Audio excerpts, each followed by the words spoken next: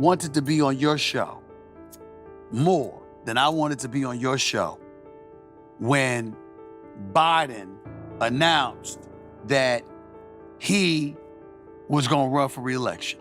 Because I'm like this, what are you thinking? And then I looked at their bullpen. Minorities in this country that called him a racist did him a favor when they did that. They did him a favor. Trump's been the Republican nominee since 2016. Yeah. Okay? It is clear that that's who conservatives want in the White House, okay? That's who they supported. They didn't give a damn about the 34 indictments. They didn't give a damn about 2 impeachments. They didn't give a damn about all the legal issues and the lawfare that the Democrats engaged in. They said, Joe, that's who we want. This is the difference, and I said this to a lot of people, Bill.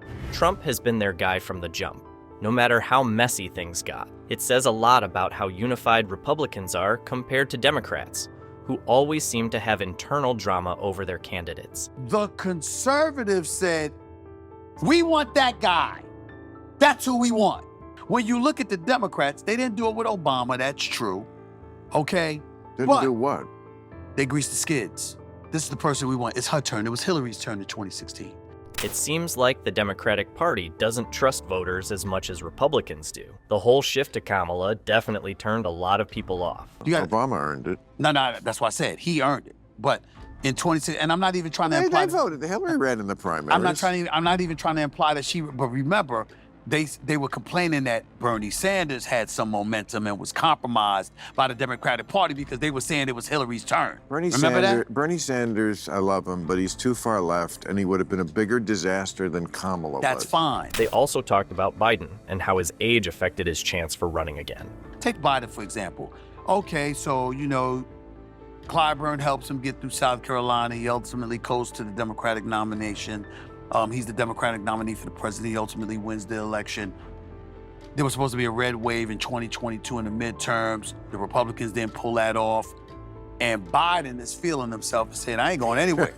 I'm not going to. I told y'all I was going to be a transitional president. Biden running again was not what most people expected. I knew that wasn't going to happen, but I was saying to myself, what are you thinking? What are you thinking? And then I looked at their bullpen, and they had no one. They had no one. They had no one that could compete with Donald Trump. Well, not on a charisma level. Fair. Okay, fair enough. No, but charisma is what gets you votes, bro. Absolutely. The Democrats were not bringing in fresh, compelling candidates. One, you're an ageist. There are people who are completely crackling right at 82. So it's always a case. It's always a case-by-case basis. Right. Yeah. Nancy Pelosi don't have the problems that Biden have. I'm very supportive of in terms of Nancy Pelosi, in terms of how sharp she is. I'm not. I don't believe I'm an ageist.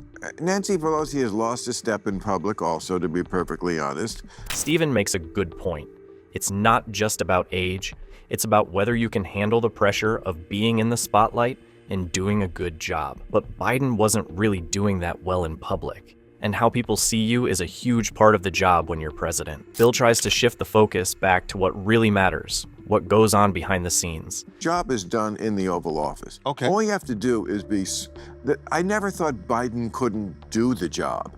The job is actually sitting in the Oval Office, making decisions. He's not crazy. He hasn't lost his mind. He's not senile.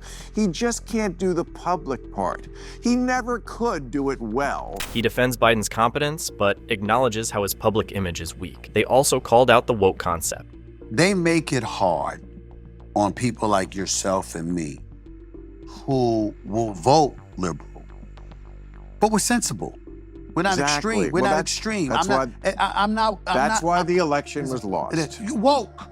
Now don't get me wrong, inflation, immigration, of course. But that woke culture, they took the shit too far. There is a difference between progress and doing too much. There are all these, white boys are talking to me about Trump and he's a terrible racist. And it's like, well, how could the black people vote for him more than each time? And they didn't vote for him a lot more, but men did. Right, men did. Okay. Being a black man, you don't look at white people and automatically think they're racist.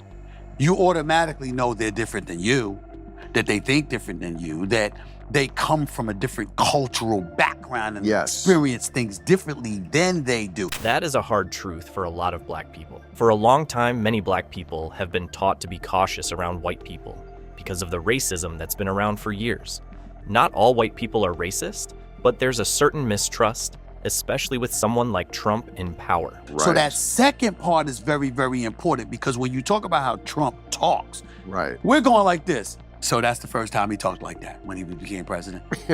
Who the you think you playing with? We know better than that. We know better than that. We know that ain't the first time, and we know that the people that he was friends with all of these years, he talked just like that around y'all, and y'all didn't have no problem with it. Don't act like you have a problem And now. also, Stephen makes a solid point. If you've been around certain people, you know this isn't new for Trump. He might just be saying out loud what others only think. We're friendly. right. Before he ran for president, he used to have these boxing matches, particularly during the Tyson fights at the Trump Right. casinos.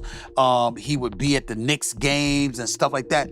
And if we're being totally honest, all the brothers found him to be cool. Right. They found him to be very cool. Right. He bucked the establishment, which we loved, and we gravitated to that. And obviously, he was a And billionaire, also, so he was a certain. Bill shares his thoughts on how the ideas of racism and narcissism drive Trump's actions. I don't think his motivation is, I don't like black people. I think his motivation is, everybody must love me. Thank you. And And that's why, that's right there, what you just said, It's- everybody must yes, love me. it's his Is exactly- narcissism. It's I not have his nev- racism. I have never called him a racist. Trump's whole vibe has always been about getting attention and being adored. That Trump has like a hard-on for Ukraine, all because of the same kind of petty grievances in the past. Yeah.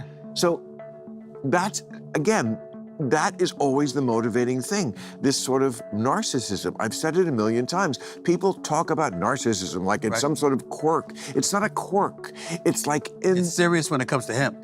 he's not- I keep trying to tell if people- it was bipolar. Right. Stephen also talked about how the racism accusations actually helped Trump. Minorities in this country that called him a racist did him a favor when they did that. They did him a favor because it galvanized his base I know. to say, oh, we don't want to hear that.